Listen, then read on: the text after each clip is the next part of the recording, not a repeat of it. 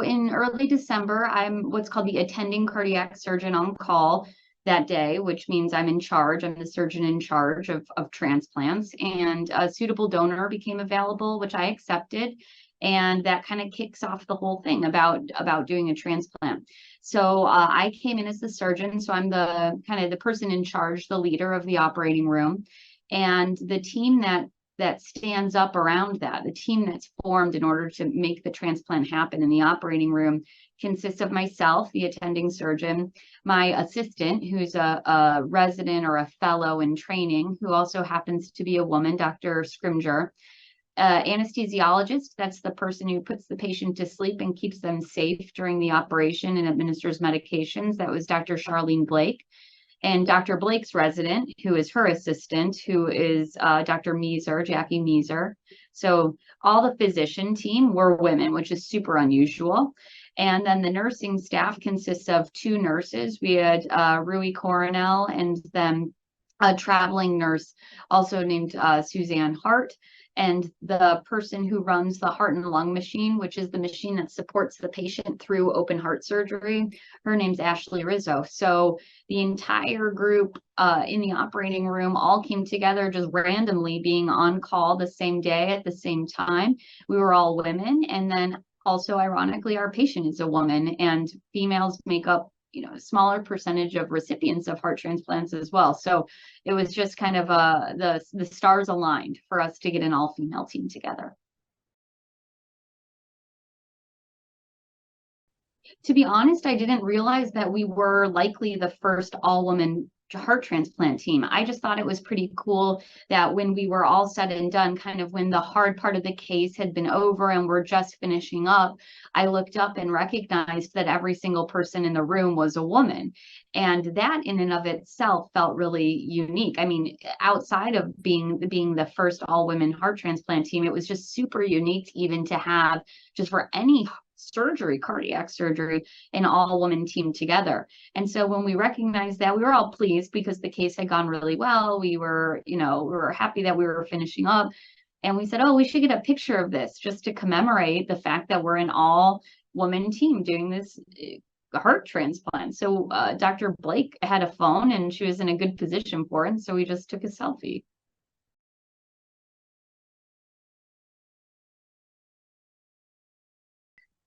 While it was a moment in the operating room when we recognized that we were an all-woman team, it hasn't been for me until this story has gained traction and kind of regional and national publicity that I've really had the opportunity to sit back and reflect upon what it truly represents and what it means.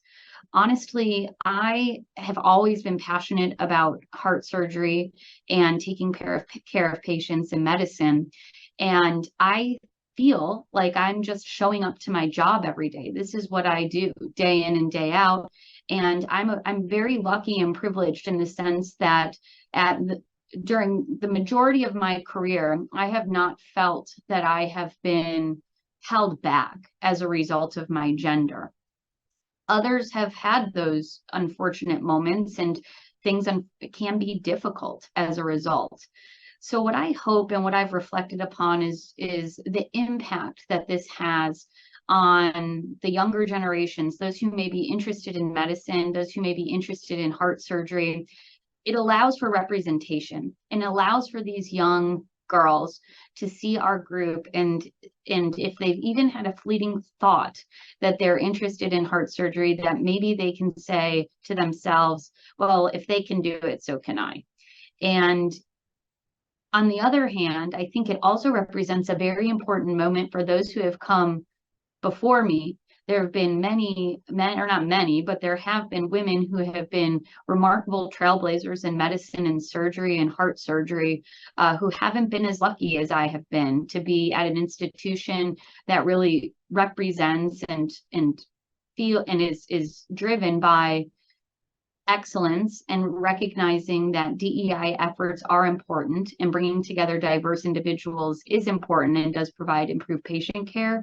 And this story just highlights what greatness can come when we focus on these initiatives.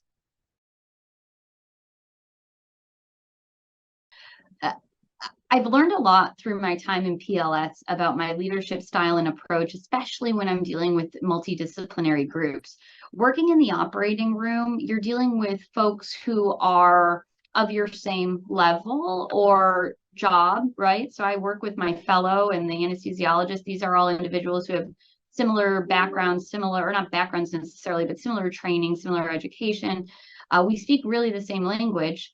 And but we also work with nursing staff, some of whom are not even always at our institution. These people rotate in and out. And so it's really important, I've learned, to listen and to command the room, recognizing, so everyone recognizes that I am the leader of the room as the surgeon, but their voices can be heard and should be heard. And if anyone has any question, concern, comment, that they should be free to voice that, and I am going to listen to it, and so is everyone else in the room, and take it seriously. I think this is how we have not only improved patient outcomes, but improved job satisfaction for everyone who works in a really challenging environment, which is healthcare.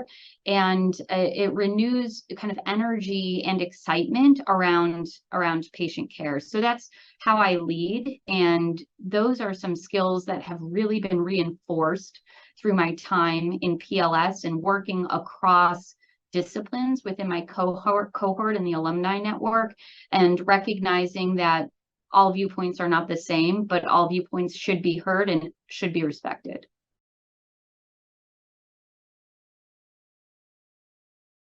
Yes, I would say a few things. The first would be that PLS has given me confidence to do things that I would have otherwise not attempted.